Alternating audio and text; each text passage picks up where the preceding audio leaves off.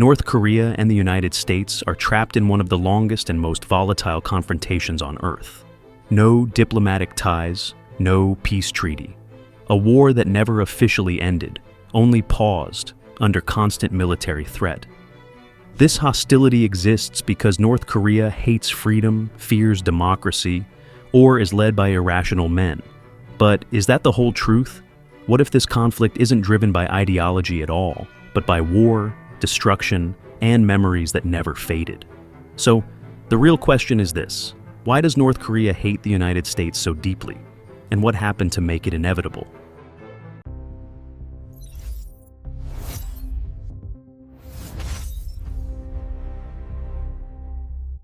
To understand why North Korea views the United States as an existential threat, we have to start before America ever entered the picture.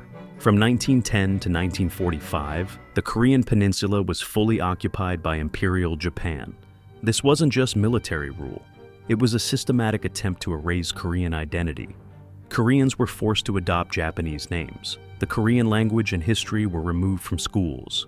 Hundreds of thousands were subjected to forced labor in mines and factories supporting Japan's war machine. Tens of thousands of women were turned into comfort women, sexual slaves for the Japanese military.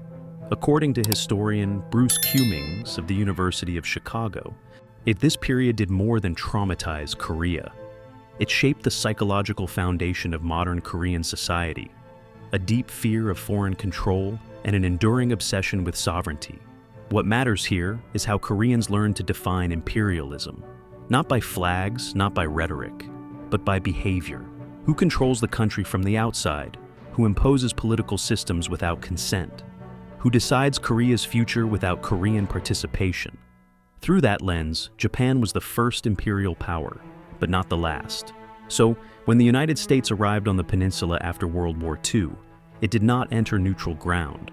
It entered a society already conditioned by colonial rule, already suspicious of great powers claiming to liberate it. North Korea's anti-imperial worldview, then, did not originate in ideology or propaganda. It emerged from lived history, from repeated experiences of being dominated, divided, and ruled by forces beyond its control.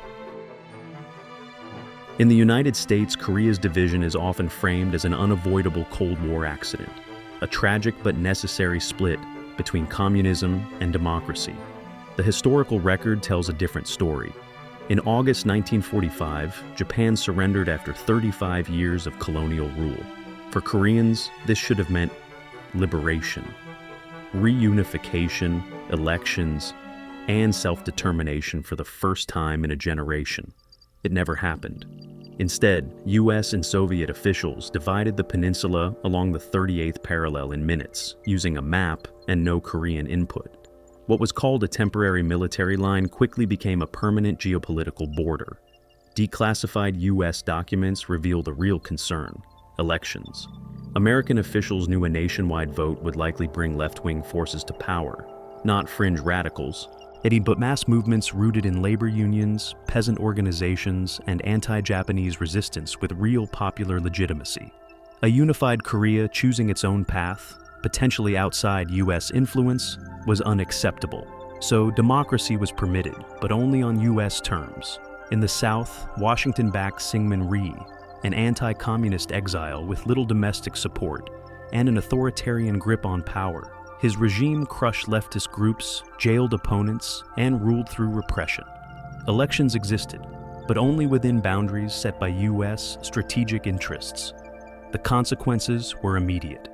In 1948, a popular uprising on Jeju Island against division and foreign-backed rule was violently suppressed. South Korean forces, operating under US military oversight, carried out mass executions and village burnings. Around 30,000 civilians were killed. This is not disputed history. South Korea's Truth and Reconciliation Commission later confirmed state responsibility and US involvement. From the North's perspective, the lesson was unmistakable. The United States didn't lose Korea to communism.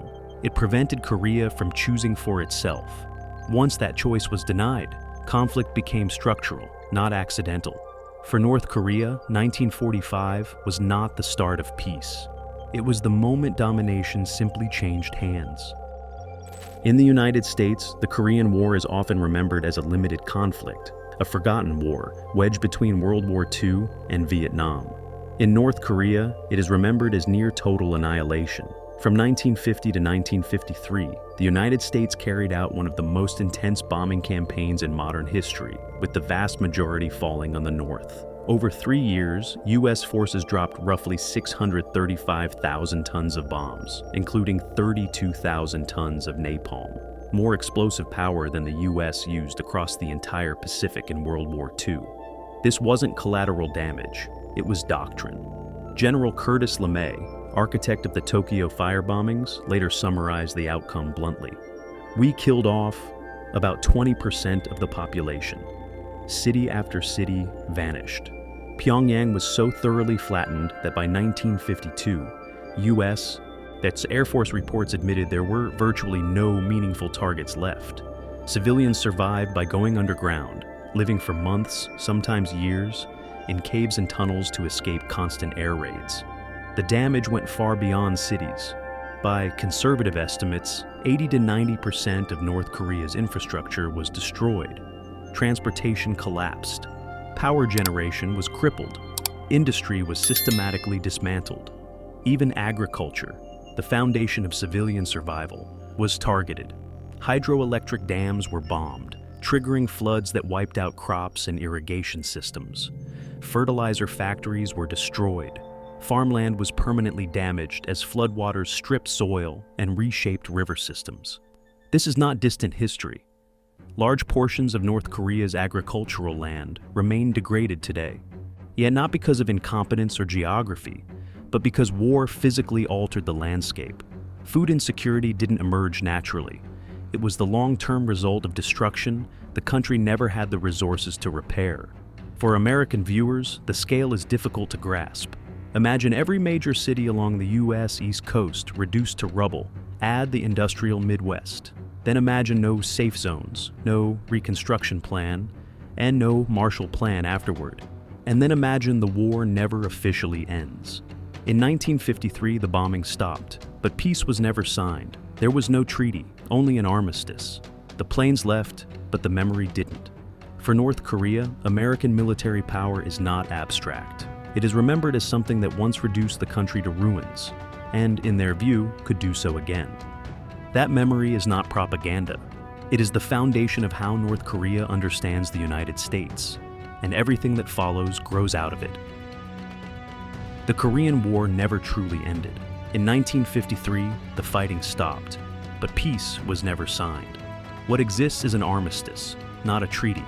Legally, the United States and North Korea are still at war, and that unresolved status shapes everything that followed. For more than 70 years, the U.S. has maintained a permanent military presence on the Korean peninsula. Today, around 28,000 U.S. troops remain stationed in South Korea, backed by missile defense systems, air bases, naval forces, and intelligence infrastructure. From Washington's perspective, this posture is defensive, a stabilizing deterrent. From Pyongyang's perspective, it is something else.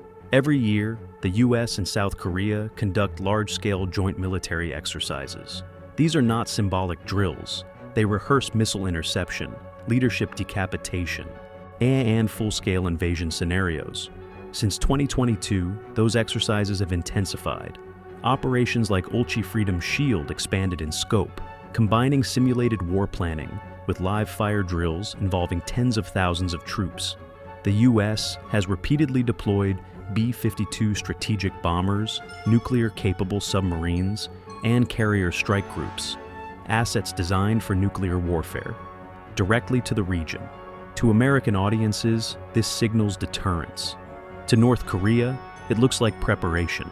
A small sanctioned country, still technically at war, watches the most powerful military on Earth rehearse attack scenarios, just miles from its border, year after year.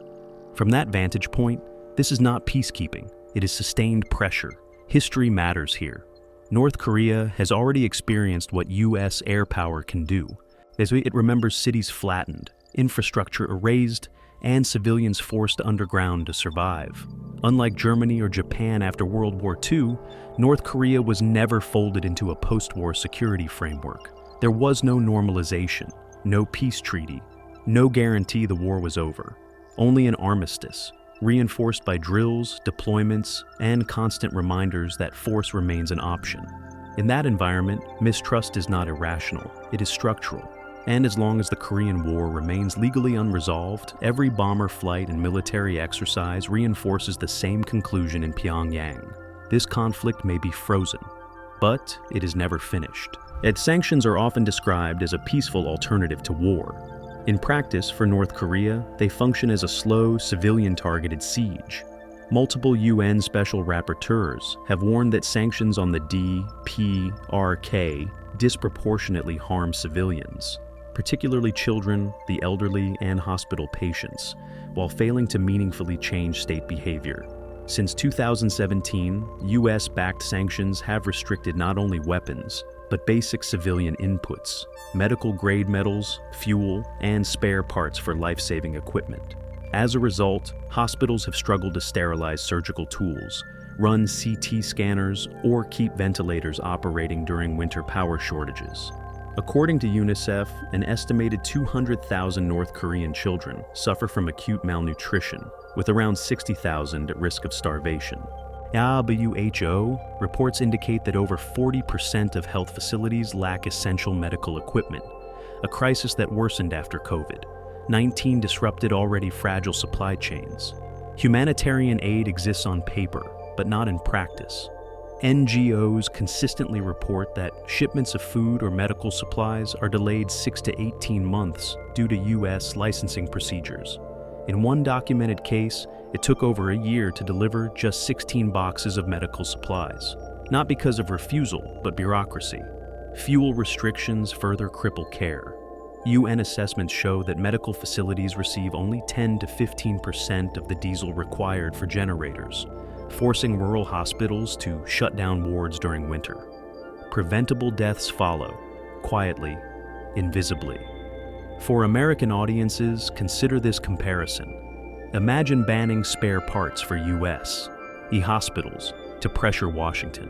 That is how sanctions are experienced in North Korea, not as diplomacy, but as economic warfare waged on civilians. And that lived reality shapes how the country understands the United States far more than any speech, slogan, or ideology ever could.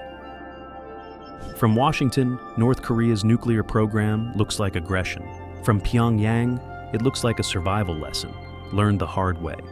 The lesson comes from watching what happens to countries that disarm. Libya gave up its weapons programs in 2003. It normalized relations with the West. 8 years later, NATO-backed intervention helped overthrow its government. The state collapsed. Iraq never had nuclear weapons. It was invaded anyway. Ukraine surrendered the world's third-largest nuclear arsenal in 1994 under the Budapest Memorandum in exchange for security guarantees. Those guarantees failed. Ukraine was invaded.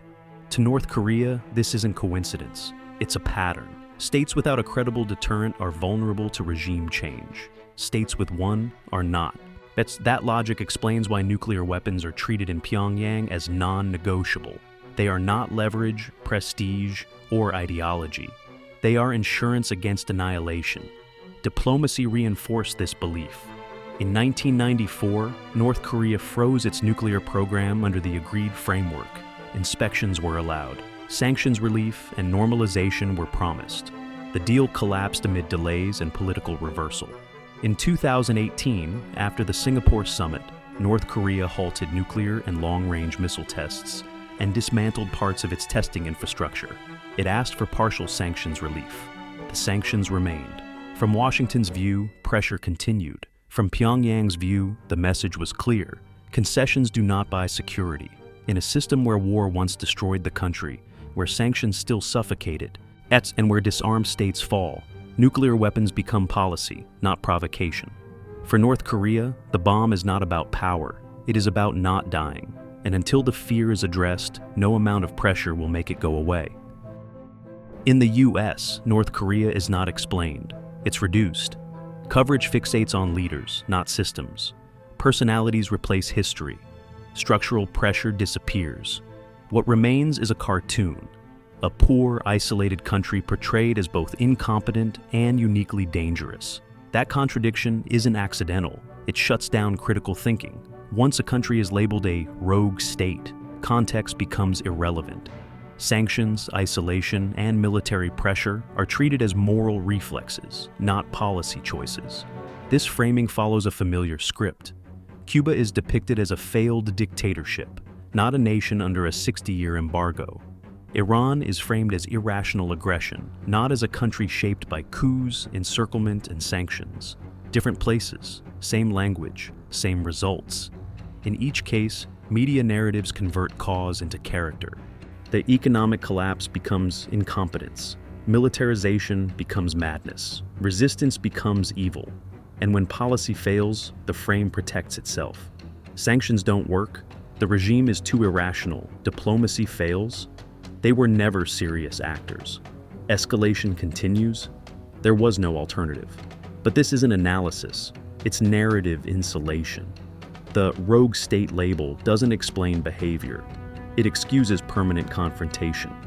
Understanding that doesn't mean defending these states. It means recognizing how language shapes what Americans are allowed to question and what they're not.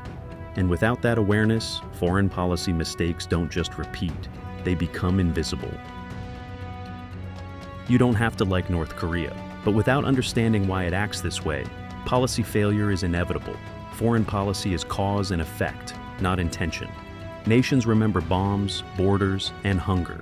If this video gave you a clearer lens, like subscribe and share it. Understanding is the first step out of a 70-year loop.